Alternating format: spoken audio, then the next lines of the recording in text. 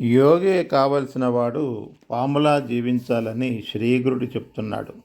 పాము తనకంటూ సొంత గృహం ఏర్పాటు చేసుకోకుండా చెదలు నిర్మించి వదిలిపెట్టిన పుట్టల్లో నివాసం ఉంటుంది.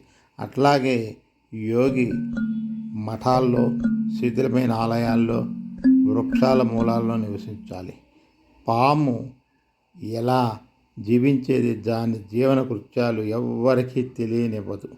అలాగే యోగి తన సాధన రహస్యాలను గుప్తంగా ఉంచుకోవాలి. పాముల ఏకాంతాన్ని ఆశ్రయించిన యోగి యోగాన్ని నిశ్చింతగా అభ్యసించగలడు. పాము తన కుశాన్ని విడిచిన మాదిరి యోగి కూడా తన శరీరాన్ని స్వచ్ఛందంగా వదలగలడు. యోగి కావలసిన వాడు సర్పాన్ని అనుకరించాలని శ్రీగురుడు చెప్తున్నాడు.